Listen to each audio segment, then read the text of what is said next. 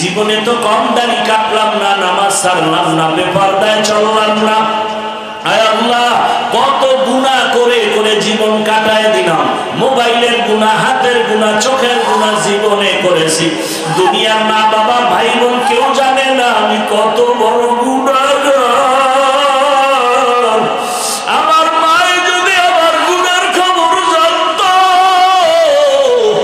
আমার মা বাবা আমাকে ভালো নজরে দেখতো না। যুবক, একটু চোখ বন্ধ করে চিন্তা কর, তোর আমার গুনার খবর যদি ভাই বোন জানতো, কেউ মায়ার নজরে দেখতো না। আমার মাওলা কেমন দয়ার মালিক, এত গুনাহ করার পরেও আমার মাওলা রাগ করে পানিও বন্ধ করেন নাই, খানাও বন্ধ করেন নাই, বরং আমার আল্লাহ মায়ার দরজা দিয়ে ডাকে, বন্দায়া রহমতের দরজায় ফিরিয়ে আয়। ওরে আমার দরজা থেকে কই ভাবতেছ, যেদিকেই যাবি জাহান্নামের আগুন। ওরে বান্দা, গুনার মজা পাইয়া কই যাও? বেনামাজি নামাজে না পড়িয়া মজা পাইছো, বেপরদায় চলে মজা পাইছো, গান বাজনায় মজা পাইয়া। ও বান্দা, তুই কোন দিকে দৌড়াও? ওরে যেদিকে যাইতেছ ওদিকে তো জাহান্নামের আগুন ছাড়া কিছু নাই। ওরে জাহান্নামের আগুনের গরম কেমন জানো? আল্লাতী তাত্তালিউ আলাল আফইদা। ওরে জাহান্নামের আগুন লাগা মাত্র কলিজাটা ভুনা হয়ে যাবে। ও আমার যুবক বাবারা, ওরে গুনার কারণে জীবনটা ধ্বংস, দিলটা পাথর হয়ে গেল, চোখে পানিও নাই। আল্লাহর কাছে তওবা করো, আর মনে মনে আল্লাহরে ডাক দাও, হে দয়ার আল্লাহ, এই ময়দান থেকে আর গুনাহ অবস্থায় ফিরাইয়া দিও না। আল্লাহকে বলো, হে মালিক, জীবনে যত গুনাহ করেছি আর করব না। গুনাহগার হয়ে হাসরের ময়দানে দাঁড়াতে চাই না। হাসরের ময়দানে সূর্যের গরম, জাহান্নামের গরম সহ্য করতে পারবো না। ও আল্লাহ, তুমি মাফ করে দাও। আর নামাজ ছাড়বো না, দাড়ি কাটবো না, বেপরদায় চলবো না। মা বাবার দোয়া নিয়া, শিক্ষকের দোয়া নিয়া, উলামায়ে কেরামের দোয়া নিয়া, নবীজির আদর্শ মতো জীবন চালাবো। আল্লাহর কাছে বলিয়া যদি তওবার নিয়ত করতে পারো, আর জীবনে কোনোদিন গুনার কাছেও যাইবা না। তোমার মতো যুবকেরা স্কুল কলেজে পড়িয়াও নামাজ পড়ে অভাব নাই। তোমার মতো কত যুবক চাকরি করে, র্যাব, আর্মি, পুলিশ, বিডিআরের নামাজ ছাড়ে না। বলো তুমি কেন পারো না? তোমার মতো কত ব্যবসায়ীরা নামাজ পড়ে, ও ব্যবসায়ী বাবার আপনারা কেন পারবেন না? ও চাকরিজীবীরা কেন রেডি হন না? ও ড্রাইভার বাবারা, শ্রমিক বাবারা, আপনাদের মতো কত শ্রমিক কাজ করে, নামাজ ছাড়ে না। এখনো সময় আছে, তওবা করেন। ওই অন্ধকার কবর বড় কঠিন, হাসরের ময়দান বড় কঠিন। আল্লাহর কাছে তওবার যদি খাঁটি নিয়ত হয়, মুনাফিকি না থাকে, খাঁটি তওবার নিয়ত যাদের আছে, দুটো হাত আল্লাহকে দেখাইয়া দাও। মিনহা খালাকনাকুম, মাটির থেকে আল্লাহ সৃষ্টি যদি করে থাকেন, তাহলে রক্ত থেকে সৃষ্টি করার অর্থ কি? রক্ত থেকে যদি সৃষ্টি করে থাকেন, নাপাক পানি থেকে সৃষ্টি করার ব্যাখ্যা কি? কয়েকটা কথা এখানে সব বাদ।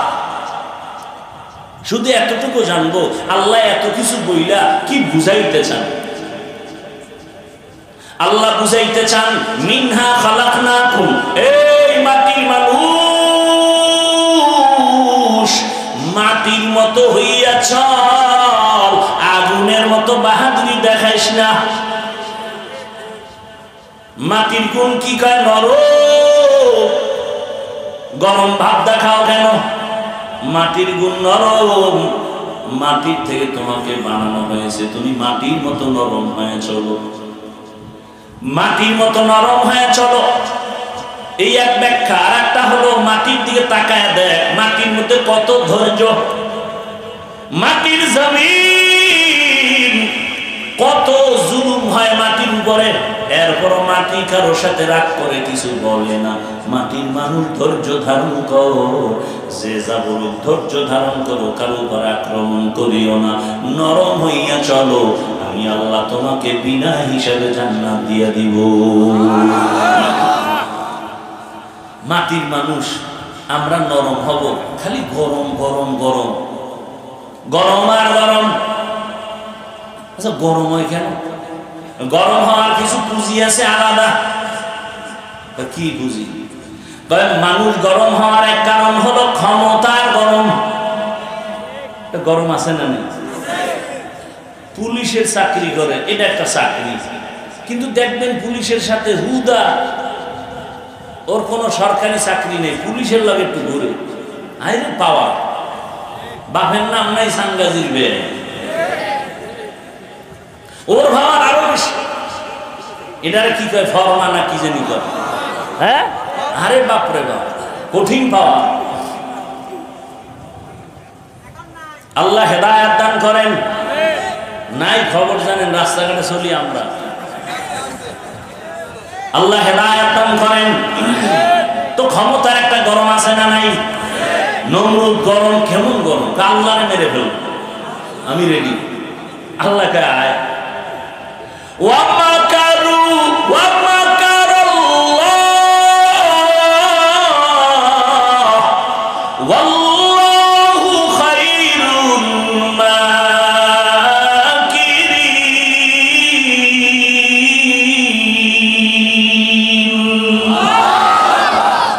নমরুদ আল্লাহরে মেরে ফেলবে, পাওয়ারটা কেমন? বাঁশ দিয়া খুঁটি বানাইছে, কি কয় সিঁড়ি, তীর মাইরে আল্লাহরে মেরে ফেলবে, গিয়া মারছে। এবার দেখে আগায় রক্ত, নিচে একাই যে রক্ত, মেরে ফেলছে। চিন্তা করছে এমন বড় বেঈমানেরা আল্লাহ যখন ওরে মারতে লইছে, কি পরিমাণ বাহিনী লাগছে। একটা অসুস্থ মশা, তাও কিন্তু সুস্থ না, দেখছেন নি কারবার? অসুস্থ মশা, ওই মশা নাকের ভেতর থেকে ঢুকে চান্দির গোড়ায় গিয়া হাজির। ফাঁকে ফাঁকে একটা মিস কল দেয়, নমরুদের চান্দি গরম। ডাক্তার কবিরা সব দেখায় তুফান, কোন রোগ ভালো হয় না। আল্লাহর কুদরত, চাঙ্কা ফেললে তো ফট করে জুতার লগে মাথার লগে বাড়ি লাগছে, বাড়ি লাগা মাত্র মাথা হিমেল হয়ে গেছে। নমরুদকে সর্বনাশ, দুনিয়ার টাকা খুয়াইলাম, ডাক্তার কত কিছু দিলাম, জুতার মধ্যে যে এই পরিমাণ আমার ঔষধ আছে তা তো আমার জানা ছিল না। এইবার জুতা না খাইলি মাথা ঠান্ডা, শুধু ঠান্ডা না, একটু জোরে বাড়ি মারলে আরো ঠান্ডা। কত বাড়ি মারবে কে? বলে কর্মচারীরা বেতন দিয়া, কর্মচারী জুতার বাড়ি দিবে ফাঁকে ফাঁকে বেতন। নমরুদ তাই শুনে যা, যত জোরে বাড়ি দিবি বেতন তত বাড়ায়। কেমন চান কপা? কর্মচারী কিছুদিন জুতার বাড়ি দিয়ে কয়, স্যার আমার একা সম্ভব না, আমার তো বাথরুম আছে, খাওয়ান দাওয়ান আছে, ঘুম আছে, 2-4 ঘন্টার জন্য রেস্ট নিতে হবে। রেস্টের গুল্লি মারি, প্রয়োজনে শিডিউল ভাগ করে 2-3 জন কর্মচারী থাকবে, জুতার বাড়ি বন্ধ করা যাবে না। এই বরকত থেকে আমি বঞ্চিত হতে চাই না। এই জুতা যার গালে লাগছে এই বরকত, বুশের গালে লাগছে না। সাংবাদিকরা জিজ্ঞাসা কাইফাহা, ডোন্ট মাইন্ড, জুতা খেয়ে কেমন লাগলো? এটা আমার গণতান্ত্রিক অধিকার, কিছুই মনে করি না। কিতনা বড় বেলাজা বেহায়া, জুতা খাইয়াও কিছু মনে করে না। আল্লাহ হেদায়েত দান করেন। ভাইরা আমার, তাহলে ক্ষমতার গরম। আরো একজনে গরম দেখায়, কিসের গরম? তোমার ক্ষমতা আছে নি? কয় না, আমার টাকা আছে, টাকার গরম। টাকার গরম আছে না? আর একজনের ক্ষমতাও নাই, টাকাও নাই, সেও গরম। কিও তুমি গরম কেন? আমি তো শিক্ষিত, আমার শিক্ষার গরম আছে না নাই? মূর্খদেরকে মোটেও দাম দেয় না, শুধু বাইরের লোক। ওরে বাবায় মূর্খ, বাবারে পছন্দ করে না, মা মূর্খ, মাকে পছন্দ করে না, বলে বুড়া বুড়ির দাম নাই। আছেন এমন সন্তান? আর একজনের গরম, ক্ষমতা নাই, কি বলে, টাকাও নাই, শিক্ষাও নাই। আর একজনে গরম ভাব নিয়ে, আরে বাপরে বাপ, সালাম দিলেও নয় না, নিজেও দেয় না। বিষয় কি? আমি তাহাজ্জুদ করি, আমার আমলের গরম। কিসের গরম? আমলের গরম। আমি তাহাজ্জুদ করি, যে তাহাজ্জুদ করে না তার দিকে ভালো নজরে তাকায় না। আর একজন গরম দেখায়, কেউ ক্ষমতা খায় না, চাকরি না, টাকা না, শিক্ষা না, আমল কা আমল না, তো গরম কেন? আমার রক্তের গরম। কিসের গরম? রক্তের গরম। বহু ফকিন্নি মাস্তানি করে রক্তের গরম আছে না নাই? আল্লাহ হেদায়েত দান করুন। আল্লাহ বলেন মিনহা খলাকনাকুম, মাটির মানুষ মাটির মতো নরম হইয়া চলো, তোমার মর্যাদা বেড়ে যাবে। মান তাওয়াযা লিল্লাহ রাফাআহুল্লাহ, যে ব্যক্তি আল্লাহর জন্য নিজের ছোট মনে করবে, আল্লাহ মর্যাদা বাড়াবেন। ও আমার শ্যামপুরের মুসলমান যুবক, পর্দার আড়ালের মা বোনেরা, বৃদ্ধ বাবাজিরা, গরম ভাব দিয়া লাভ কি? নমরুদ টিকতে পারে নাই, গরম গরম ভাব দেখাইয়া। ফেরাউন টিকতে পারে নাই, গরম ভাব দেখাইয়া। দুনিয়ার কেউ থাকতে পারে নাই। বরং যারা নরম নরম ভাবে চলছেন, এরা এখনো মানুষের অন্তরে অমর আছে। নরম জিনিসের অনেক দাম। নারীরা দুর্বল, নরম, মর্যাদা বেশি। শিশু বাচ্চা অনেক নরম, অনেক দুর্বল, এদেরও সম্মান সবার কাছে প্রিয়, অন্তরের আপন হয়ে আছে। ও আল্লাহর বান্দারা, তুমি মানুষ, আমি আল্লাহ তোমাকে নরম করে বানাইলাম। ওয়া খুলিকাল ইনসানু যায়ীফা, আমি তোমাকে দুর্বল করে বানাইছি। গরম ভাব অন্তর থেকে দূর করে দাও। গরম ভাব দেখাইয়া আবু জাহাল টিকতে পারে নাই, আবু লাহাব টিকতে পারে নাই, কিন্তু নরম রহমতের নবী, কত তার সম্মান। নরম ভাব আবু বকর সিদ্দিক, আল্লাহ তাকে এমন নরম বানায় দিলেন। আল্লাহ এত মর্যাদা দান করেছেন। আবু বকরের মর্যাদা, রহমতের নবী বলেন, আবু বকর আমার, হিজরতের পথে সাথী আবু বকর আমার, দুনিয়া থেকে বিদায়ের পরে আবু বকর আমার সাথী। অমর সবাই জানি গরম, তবে এতটা পরিমাণ নরম। অমর কার উপরে কোনো জুলুম করে না, অর্ধ দুনিয়ার বাদশাহী করিয়া। অমরের মতো বান্দা কতটা নরম। দিনের বেলা বিচার করে, রাতের বেলা এলাকায় একা একা ঘুরে ঘুরে দেখে আমার এলাকার কোনো জনগণ কোনো বিপদে আসেনি। কে কে চিন্তা করতে পারেন? রোম সম্রাট কয়, ওমরের নাম শুনলে সবাই তোমরা ভয় পাও কেন? তার সেনা সৈন্য কত, তার দেহ গার্ড কত, বডি গার্ড কত, সিকিউরিটি গার্ড কত। গোয়েন্দা বিভাগের লোকেরা কয়, বাদশাহ জাহাপানা রোম সম্রাট। ওমর এমন এক ব্যক্তি যে একা একা চলে, তার কোনো বডিগার্ড নাই, সিকিউরিটি গার্ড নাই। তাদের এত ভয় পাও কেন? যাও, কে আছো, ওমরের হত্যা করে দাও। ওমরের হত্যা করার জন্য লোক রেডি হয়ে গেছে, তরবারি নিয়ে, সুযোগ খুঁজে পাইলেই হত্যা করবে।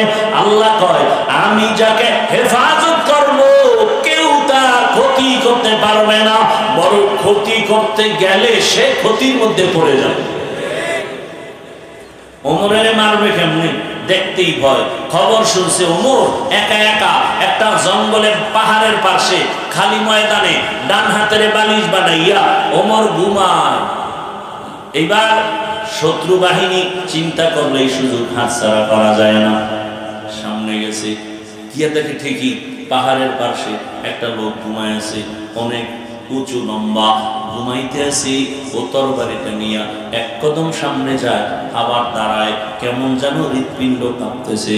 ভয় ভয় কি করি, আবার একটু আগায়, আবার পেছনে যায়। যাইতে যাইতে যাইতে যাইতে কাছাকাছি গিয়া হঠাৎ করে ওই ব্যক্তির তরবারিটা হাত থেকে ভয়ে পড়ে গেছে। তাকায় দেখে ওমর একা ঘুমায় না, জঙ্গলের একটা বাঘ ওমরের পাহারা দিতেছে। খাকো বাদ আবো আতি खाहिश बंदा माने तू मुर्दा बाहक जिंदा। এই ওমর রাতের বেলা ঘুরে আমার এলাকার কি খবর, আমার ছেলের খবর জানি, মেয়ের খবর জানি, স্ত্রীর খবর জানি, ভাইয়ের খবর জানি, আমার মা আরামে ঘুমায়, আমার বাবা আরামে ঘুমায়, আমার পরিবারের সবাই শান্তি, সবাই সম্মান, গাড়ি নিয়ে চলে, এসির বাতাস খায়, জনগণের কি খবর এই চিন্তা অনেকের অন্তরে আসে না। ওমর এত বড় বীর, যেই ওমরের ডর, ওমরের ভয়ে শয়তান রাস্তায় চলে না, সেই ওমর একা একা রাতের বেলা ঘুরে, জনগণের খবর নেই। হঠাৎ এক ঘরে গিয়া শুনে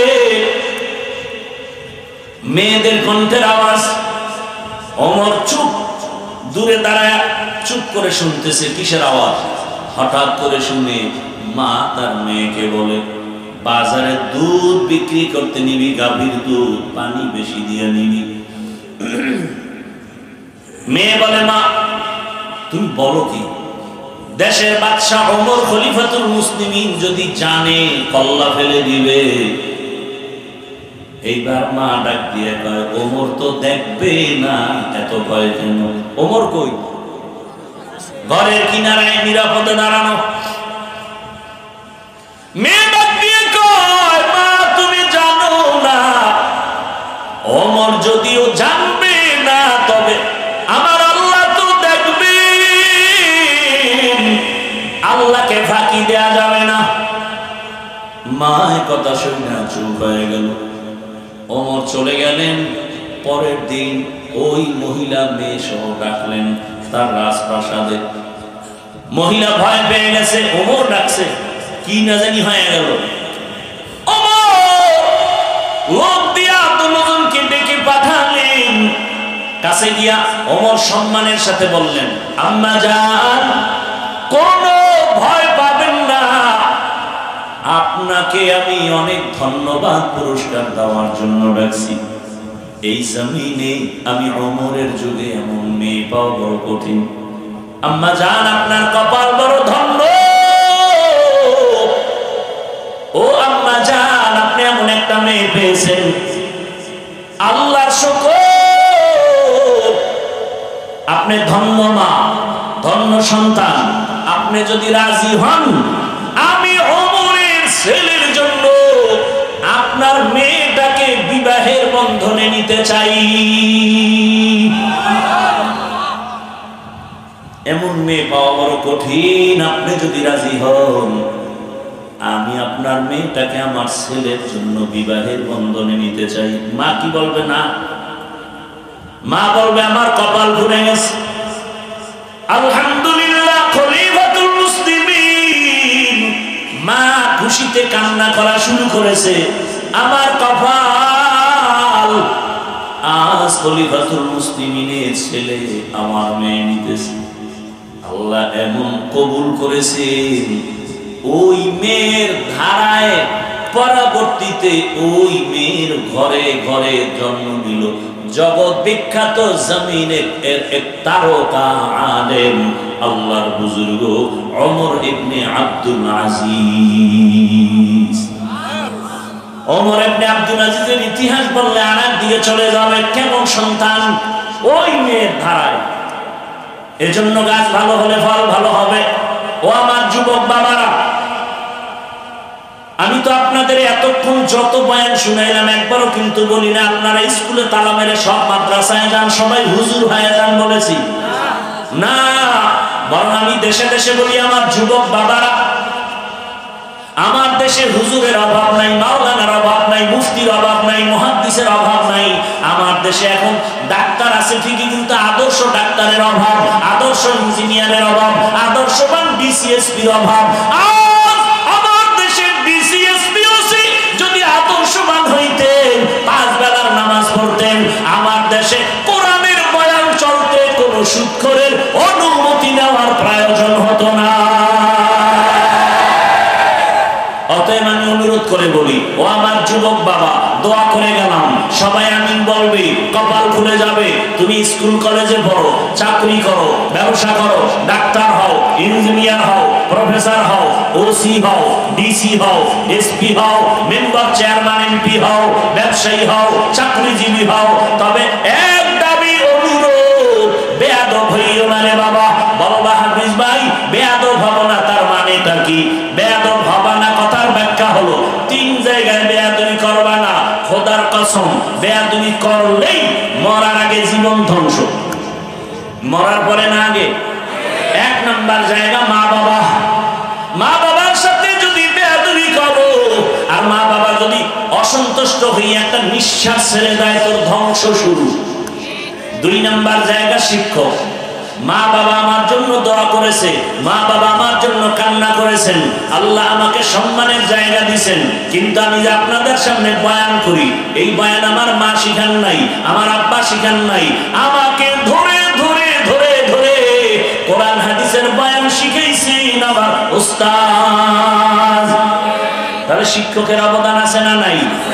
তোমাকে দস্তকাত শিখাইলেন, তুমি এখন ইংলিশে কথা বলো, আরবিতে কথা বলো, বাংলায় শুদ্ধ বাংলায় কথা বলো, এই অবদান কার? শিক্ষক। অতএব শিক্ষকের সাথে বেয়াদবি করবা না। যদি করো আর কষ্ট পাইয়া শিক্ষক যদি নিঃশ্বাস ফেলে, তোমার ধ্বংস শুরু, লেখাপড়ার জীবন ধ্বংস হয়ে যাবে। 3 নাম্বার জায়গা ওলামায়ে কিরাম, মুরব্বি, এদের সাথে বেয়াদবি করবা না।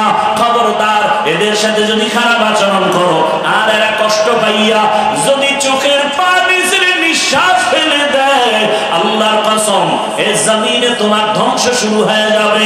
ও জমিনের মানুষ, আমার বাংলাদেশ এত সুন্দর, মাদ্রাসার অভাব নাই, মসজিদের অভাব নাই, ওয়াজ মাহফিলের অভাব নাই, তাবলীগের অভাব নাই, পীর মাশায়েখের অভাব নাই, এরপরেও কেন অশান্তি?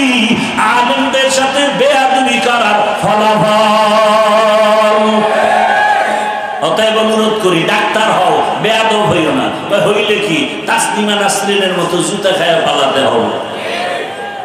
আদবালা হও, দেখবা ডাক্তার হলো পুরা জীবন তোমার সম্মানের। তুমি একজন ইঞ্জিনিয়ার হও, আদবালা, আদর্শওয়ালা, তোমার সম্মান বেড়ে যাবে। এখান থেকে তোমাকে ডাক দিয়া বিদেশ নিয়ে যাবে হায়ার করে। এরকম ডাক্তার নাই? আছে। সম্মান, এটা ডিগ্রি না, সম্মান। এই সম্মানের জীবন যদি চাও, হে যুবক, মা বাবার দোয়া নাও, শিক্ষকের দোয়া নাও, ওলামায়ে কেরামের দোয়া নিয়ে সামনে আগাও। ও পর্দার আড়ালের আম্মা জান, এতক্ষণ আপনাদের সন্তানদের যা বুঝাই নাও, এগুলো যদি বাস্তবায়ন করতে হয়, আপনি মায়ের আদর্শ আর দোয়া লাগবে। আপনি যদি চেষ্টা করেন, একটা সন্তান ফুলের মতো পবিত্র হয়ে যাবে। আম্মা জান, আপনার আদর্শ সন্তান শিখে ফেলবে। আম্মা জান, আপনার মতো কত দামি মা এই এলাকায় আছে, এখনো আছে, নামাজ ছাড়ে না, বেপরদায় চলে না, মোবাইলের সময় নষ্ট করে না। এরে আম্মা জান, স্বামীর মাল খেয়ালত করে না। আম্মা জান বলে, আপনারা কেন নামাজ পড়েন না, বেপরদায় চলেন, মোবাইলে সময় নষ্ট করেন, স্বামীর মাল খেয়ানত কেন করেন? আরে স্বামী মরে গেলে তো আপনারই থেকে যাবে সব, আপনি কেন স্বামীর মাল মনে করে নষ্ট করেন? ও আমার মা বোনেরা, এখনো সময় আছে, আল্লাহর কাছে তওবা করেন আর মনে মনে বলেন, হে আল্লাহ, একটা ভালো সন্তানের মা বানায় দাও। আপনার সন্তান ডাক্তার হবে, ইঞ্জিনিয়ার হবে, ওসিডিসি হবে। আপনার সন্তানের ব্যবহারে কোনো মা বাপ যেন কষ্ট না পায়, ওলামায়ে কেরাম শিক্ষকরা যেন কষ্ট না পায়। আরে মা, আপনার সন্তানের ব্যবহারে সবাই খুশি থাকবে, কলিজা করে দোয়া করবে, ডাক্তার হবে, রোগীও দেখবে, কোরআন তেলাওয়াত করবে, নামাজ আদায় করবে, আবার আপনাদের জন্য দিল খুলে দোয়াও করবে। এমন ডাক্তারের মা যদি হতে পারেন, আপনার জীবনটাও ধন্য, সন্তানের জীবনটাও ধন্য হবে। ও আম্মা জানেরা, আপনাদের মতো মা এখনো আছে, দিনের পথে চলে, মার্কেটে ঘুরে না। আম্মা জান, আপনার চেহারার মধ্যে বদনজর লাগাবেন না। খবরদার, মা ঘরের মধ্যে থেকে একটা আদর্শ সন্তান তৈরি করে যাবেন, আদবওয়ালা, কোরআন পড়নেওয়ালা। এর ডাক্তার ইঞ্জিনিয়ার হলেও আপনার জীবনটা ধন্য হয়ে যাবে। ও বাবাজিরা, ও যুবক বাবারা, এখনো সময় আছে, তওবা করো। জীবনে তো মনের চাহিদা মিটাইয়া, শখ মিটাইয়া, গুনাহ তো কম করো নাই। মনে শখ লাগছে পার্কে যাবা, মজা দৌড়ায় গেছো, কারো বাধা মানো নাই। মনে শখ আসছে দাড়ি রাখবা না রাখো নাই, নামাজ পড়ো না পড়ো নাই। ও বাবা, আরো কি তোমার শখ আছে এখনো দাড়ি কামানের? এখনো কি শখ মিটে নাই? আর বলো, আর কত রাত্র সারা রাত মোবাইল চালাইলে তোমার শখ মিটে যাবে? আর কতদিন পার্কে পার্কে ঘুরলে তোমার শখ পূরণ হবে? আর কতবার দাড়ি কাটলে, নামাজ ছাড়লে তোমার শখ পূরণ হবে? এবং এটাও বলো, তোমার হায়াতের বাকি আর আছে কতদিন? দেখো নাই ও শ্যামপুরের যুবকেরা, ফেসবুকে কি তোমরা দেখো নাই? আমি শুনছি বাইতুল্লাহ বসিয়া ওই বিদেশ থেকে একটা যুবক টাকা আর স্বর্ণ নিয়ে বাড়ি আসছে বেড়াইবার জন্য, পরিবারের আনন্দ করার জন্য। এয়ারপোর্টে নামার পর শাহজালাল আন্তর্জাতিক বিমানবন্দরে পরিবারের স্ত্রী সন্তানেরা গাড়ি নিয়ে হাজির। ওই আল্লাহর বান্দা গাড়িতে রওনা, সন্তানের চুমু খায়, আপনজনের পাইয়া কত আনন্দ। আনন্দে আনন্দে বাড়ি যায়। বাড়ি যাওয়ার কাছাকাছি যাইয়া গাড়িটা পানির মধ্যে ড্রাইভার ফেলল। পানির মধ্যে পড়ার পরে নিজের সামনে সন্তান মরে গেল, স্ত্রীটাও মারা গেল। দেখেন নাই? ওই যুবক মিডিয়ার সামনে কান্না, আর বলে মানুষ বিবাহ করে খাইয়া না খাইয়া তো পরিবার নিয়ে এক জায়গায় থাকে, একটা আনন্দ আছে। আমি ওই আনন্দ পাই নাই, বিদেশ গেলাম টাকা পয়সার জন্য, আজকে স্বর্ণ অলংকার নিয়ে আসছি, আজ আমার কপাল কেন এত খারাপ? নিজের হাতের উপরে আমার সন্তানটা মরে গেল, নিজের চোখের সামনে আমার স্ত্রী মরে গেল। আমি এখন কোথায় যাব? যেই ঘরে গেলে একটু সন্তান দেখবো, সেই ঘর এখন অন্ধকার হয়ে গেল। ঘর সাজায় রাখবে আমার স্ত্রী, সেও তো নাই। এই জীবনের কি মূল্য আমার? ও আমার যুবক বাবারা, কিসের পেছনে দৌড়াও? এমন একটা দিন নাই যুবকের লাশের খবর নাই। পানির নিচে লাশ, গাড়ির নিচে লাশ, ঘুমের বিছানায় লাশ। আজকে বয়ান শুনতেছো, কালকে এমন সময় আল্লাহ না করুন হতে পারো হসপিটালের রোগী, হতে পারো তুমি কবরের যাত্রী। সারা রাত মোবাইল চালায় ঘুমাবা, 11টার সময় মা ডাকবে, বাবা ওঠার, কত ঘুমাবি? কোনো আওয়াজ নাই। মা টাচ করে দেখবে পুরো বডি সন্তানের শক্ত হয়ে গেছে, বরফের মতো ঠান্ডা। মা একটা চিৎকার দিয়া বলবে, কে কোথায় আছো? আয়। আমার বাবা দুনিয়ায় নাই, মা বলে ডাকার মতো আমার কেউ আর নেই। বাবায় কান্না করে টেলিফোন করবে, ইমাম সাহেব আমার সন্তান মরে গেল, তাড়াতাড়ি আসেন, জানাজা না দিয়া যাবেন না। কাউকে পাঠাবে, যাও বাজার থেকে কাফন কিনে নাও। কাউকে বলবে বাগানে যাও, কবর খনন করো। কাউকে বলবে তাড়াতাড়ি গরম পানি করো গোসল করার জন্য। ও বাবা, নিজের গায়ের গেঞ্জিটা বেলেট দিয়ে কেটে কেটে রেখে দিবে। আরে আমার হাতের ঘড়িটা আর একজনের হাতে দিয়া বলবে, এটা আমার ঘড়ি। ও আল্লাহর বান্দা, তোমার আপন বন্ধু মোবাইলের নাম্বারটা ডিলিট করে বলবে, বন্ধু নাই, নাম্বার রেখে কোনো লাভ নাই। ওই কবরে যখন গোসল করায়া, কাফন পরায়া, জানাজার প্যান্ডেলে নিবে, মা জানালা দিয়া কাঁদবে আর বলবে, আমার বাবারে তোরা কই নিয়ে যাও, শেষবারের মতো চেহারাটা একবার দেখায় দে। আর আমার মা বলে ডাকার মতো কেউ থাকলো না। ও যুবক বাবা, ওই অন্ধকার কবরে সব পাড়ায় মাটি দিয়া যখন চলে যাবে, কেউ নাই। এতদিন তোমার আমার ডানে বামে বন্ধু বান্ধব, কত আপনজন, এখন যেন আমি একা বাগানে পড়ে থাকবো রে বাবা। ওই কবরে ফেরেশতা প্রশ্ন করার জন্য আসবে, জবাব দিলে আলহামদুলিল্লাহ। যদি জবাব দিতে না পারো, বেনামাজি অবস্থায় কবরে যাও, গুনাহগার অবস্থায় কবরে যাও। আল্লাহর অর্ডার হবে, ও কবরের মাটি একে ছাড় দেওয়া যাবে না, জাহান্নামের আগুন কবরটা ভরে যাবে। এর নবীর আসে, ওই জাহান্নামের আগুনের গরম সহ্য করা যাবে না রে বাবা। আল্লাহ রাগ করে বলবে, ও কবরের মাটি, দুই দিক থেকে জোরে জোরে চাপ দাও,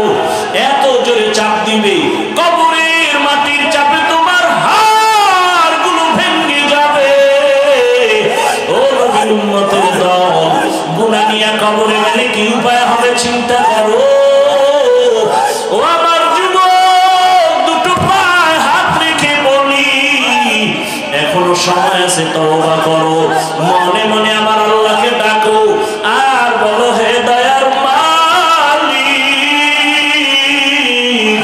জীবনে তো কম দাড়ি কাটলাম না, নামাজ ছাড়লাম না, বেপরদায় চললাম না, আয় আল্লাহ কত গুনাহ করে করে জীবন কাটায় দিলাম, মোবাইলের গুনাহ, হাতের গুনাহ, চোখের গুনাহ জীবনে করেছি, দুনিয়ার মা বাবা ভাই বোন কেউ জানে না আমি কত বড় গুনাহগার। আমার মায়ে যদি আমার গুনার খবর জানতো, আমার মা বাবা আমাকে ভালো নজরে দেখতো না। যুবক, একটু চোখ বন্ধ করে চিন্তা কর, তোর আমার গুনার খবর যদি ভাই বোন জানতো, কেউ মায়ার নজরে দেখতো না। আমার মাওলা কেমন দয়ার মালিক, এত গুনাহ করার পরেও আমার মাওলা রাগ করে পানিও বন্ধ করেন নাই, খানাও বন্ধ করেন নাই, বরং আমার আল্লাহ মায়ার দরজা দিয়ে ডাকে বন্দায়া রহমতের দরজায় ফিরিয়ে আয়। ওরে আমার দরজা থেকে কই ভাবতেছ, যেদিকেই যাবি জাহান্নামের আগুন।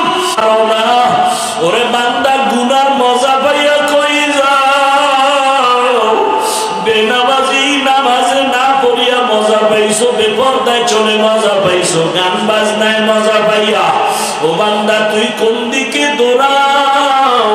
ওরে যেদিকে যাইতেছ ওদিকে তো জাহান্নামের আগুন ছাড়া কিছু নাই। ওরে জাহান্নামের আগুনের গরম কেমন জানো? আল্লাতী তাত্তালিউ আলাল আফইদা। ওরে জাহান্নামের আগুন লাগা মাত্র কলিজাটা ভুনা হয়ে যাবে। ও আমার যুবক বাবারা, ওরে গুনার কারণে জীবনটা ধ্বংস, দিলটা পাথর হয়ে গেল, চোখে পানিও নাই। আল্লাহর কাছে তওবা করো আর মনে মনে আল্লাহরে ডাক দাও, হে দয়ার আল্লাহ, এই ময়দান থেকে আর গুনাহ অবস্থায় ফিরাইয়া দিও না। আল্লাহকে বলো, হে মালিক, জীবনে যত গুনাহ করেছি আর করব না। গুনাহগার হয়ে হাসরের ময়দানে দাঁড়াতে চাই না।